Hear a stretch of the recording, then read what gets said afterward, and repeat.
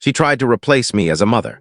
But my daughter's secret journal exposed everything, and the courtroom found out the truth she hid for years. My ex-husband's new wife tried to take my children from me.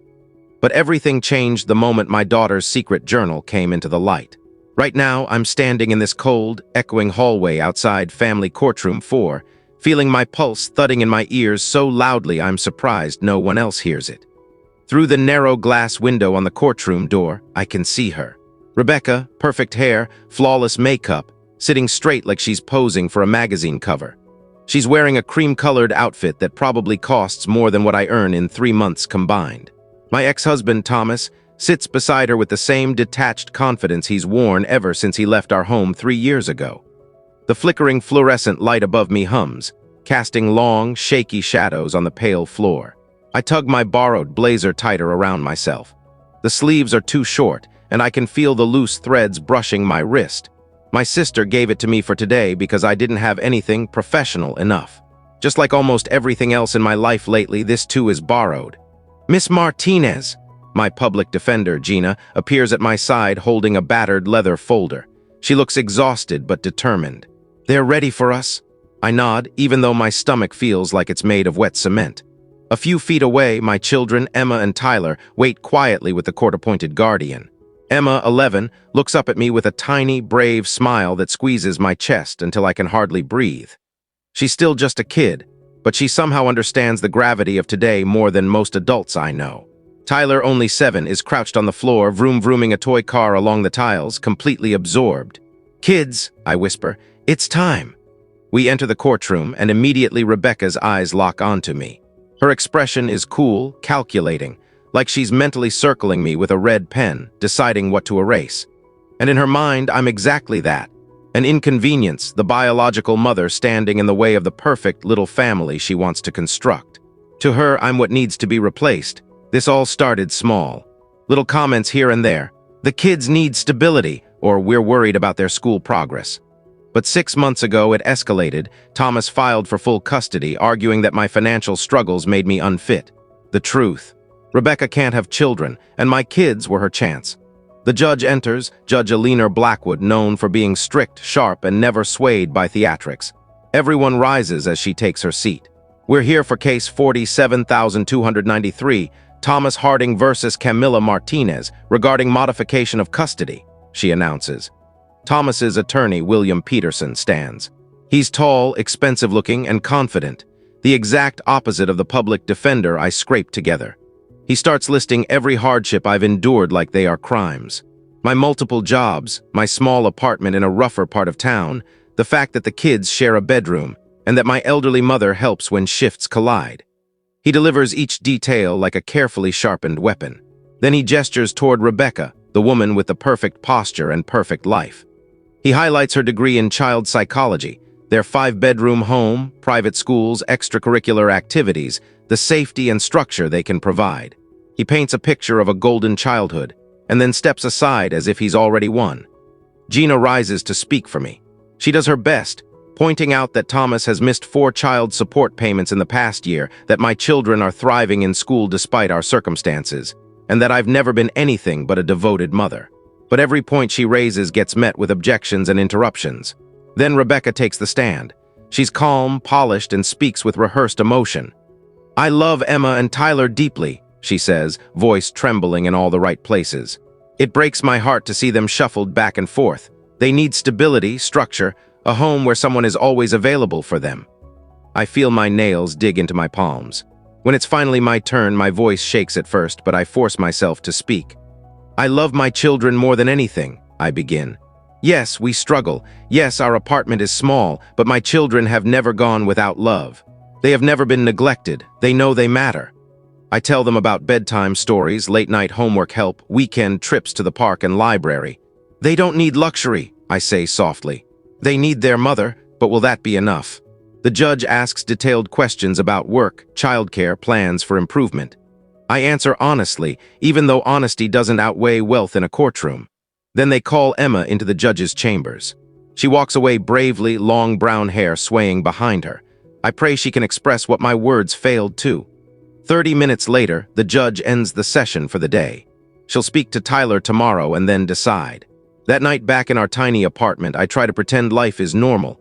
We eat spaghetti. I help Emma with science homework. Tyler builds a Lego tower. After he goes to sleep, Emma sits beside me on the couch.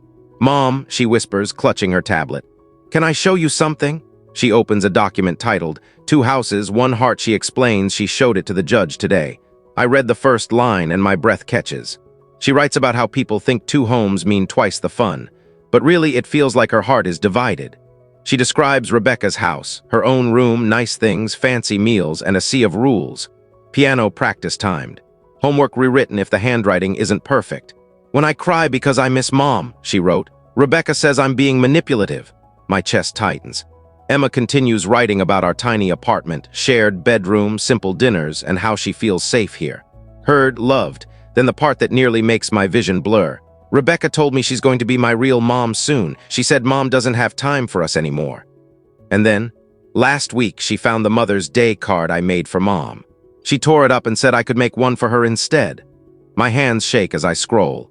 Page after page reveals petty cruelty, emotional pressure, manipulation. The kind of things no one would believe unless they saw it written by a child's own hand.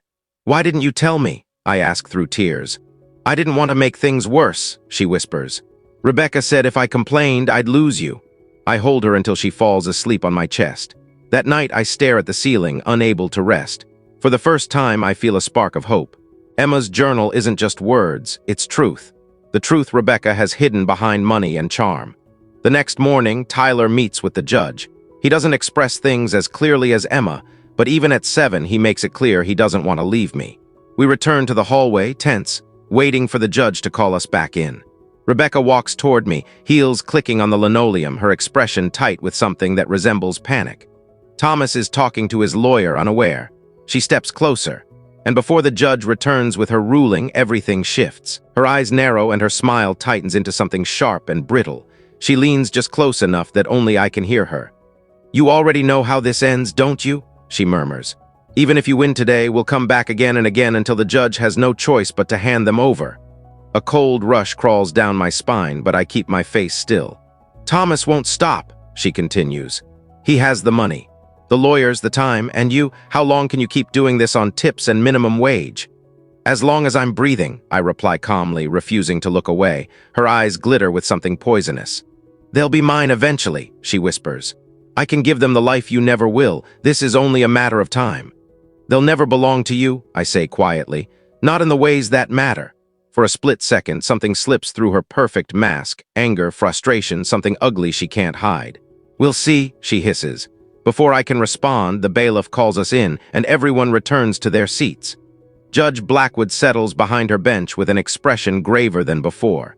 She adjusts her glasses, flips through her notes, and then addresses the room in a steady, controlled voice.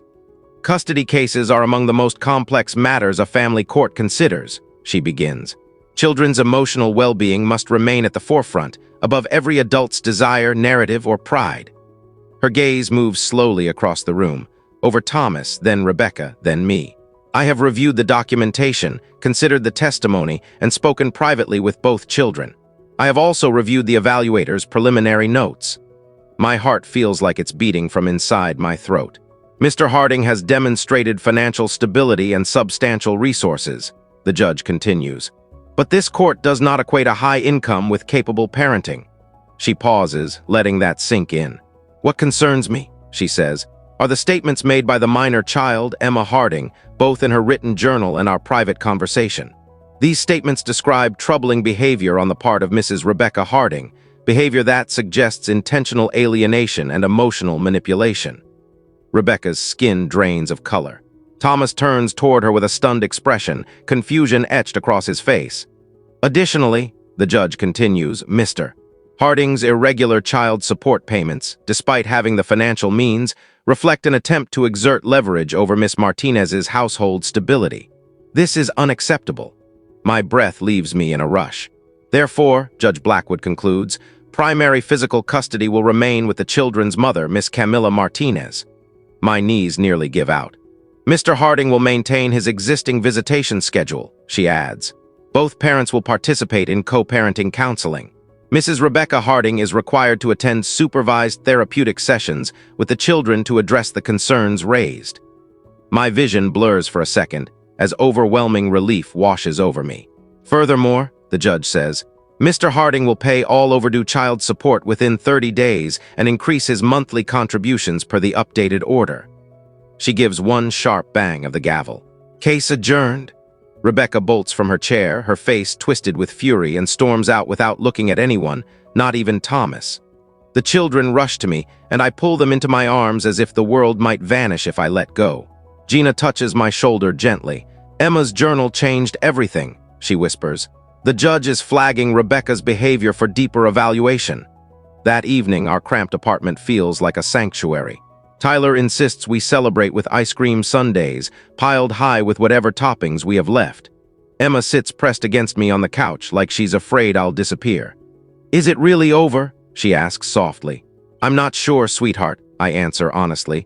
Rebecca may try again, but today you told the truth even though it was scary. That matters, and the judge listened. Emma swallows hard. She told me no one would ever believe me, that everyone would think I was lying. People like her count on fear, I tell her, but the truth doesn't disappear just because someone tries to silence it. Later, after both kids are asleep, I sit alone at our tiny kitchen table and let the tears I've been holding back finally spill. Relief, exhaustion, and the echo of Rebecca's threat will keep coming back until we win. I know she meant it. But something inside me feels stronger than it did before. I'm not just defending custody anymore, I'm fighting for my children's right to be loved genuinely, without conditions or expectations. Rebecca wanted them as symbols. I love them as people. The next day I take a chance and ask Thomas to meet me alone. We sit across from each other in a quiet coffee shop, neutral ground. He looks defeated, shoulders slumped, eyes tired. Did you know, I ask plainly, about the things she said to Emma, about tearing up her card? He stares into his untouched drink before finally whispering, No, I didn't want to believe any of it, but after yesterday, I don't know anymore. You were so busy trusting her story, I say gently. You didn't listen to the kids. He sighs deeply. I thought she just wanted to be a good mother. No, I tell him, she wanted to replace me. He doesn't argue, for once he just listens. If you want to fix this for them, I say, start by listening, actually listening. Not to me, to our children. He nods slowly. A small shift, but a real one. Weeks pass, and things unfold in ways I never expected. Thomas begins attending the counseling sessions with genuine effort, asking questions, participating, showing up. Rebecca, on the other hand, withdraws. She misses appointment after appointment. She stops contacting the children. And 3 months after the custody hearing, Thomas tells me she's moving out. She filed for divorce, he says quietly during a drop-off. She said if she couldn't have the family she envisioned, she didn't want to stay. He looks lost, but freer too. Everything had to be her way, he admits. I didn't see it before. Half a year later, at the court's scheduled review, the atmosphere feels entirely different. Thomas and I stand side by side, presenting a united plan. The children are thriving, emotionally lighter, happier, more confident. Rebecca doesn't appear. She has moved out of state, according to Thomas. The judge maintains the custody order exactly as it is. As we walk out of the courthouse, sunlight warming my face, I feel something I haven't felt in a long time: peace. Not because everything is perfect, our life is still messy and loud and full of challenges, but because I know my children are safe. Emma walks beside me, taller now, the weight of the past year settling behind her. Mom, she asks as we reach the car, do you think Rebecca ever actually loved us? I take a moment before answering. I think she loved what being your mother looked like, I say gently. But loving who you really are, I don't think she knew how to do that. Emma nods slowly. I'm glad we stayed with you, she says. Even if your spaghetti is always a little mushy. I laugh, nudging her shoulder. Hey, I'm improving. Last time it was only halfway mush. That night, while the kids work on a school project at the dining table, I add a new entry to the journal I've kept throughout the battle. 1 year ago, Rebecca tried to take my children. 1 year ago, I stood in court believing everything might be taken from me because of where I lived and how much I earned. I still have money problems. I still juggle too many jobs. But I also have something she never did. A home built on love, not appearances. A life filled with the real wealth that comes from being loved and seen and chosen, even in the chaos, even in the imperfection. Later, we pile onto the couch. Tyler insists on choosing the movie. Emma insists he shouldn't. And somehow we end up picking something neither of them originally wanted. As they settle in beside me, warm, familiar, safe, I realize something. Rebecca tried to cast a shadow over our family, but shadows only exist where the light is blocked. Here in our loud, cluttered, happy little apartment, there is too much light for any shadow to last. She believed she could replace me with things I didn't have. What she never understood is that motherhood isn't bought, it's lived, felt, built, earned. My children know the difference. And so do I. I pull my kids close, grateful for everything we fought for and everything we still have. No court in the world can measure this, and no one, no matter how determined, can take it away. Thank you for being part of our community. Your likes, comments, and shares help us bring more unbelievable Reddit family stories every day. Please don't forget to subscribe and hit the bell so you never miss a shocking story.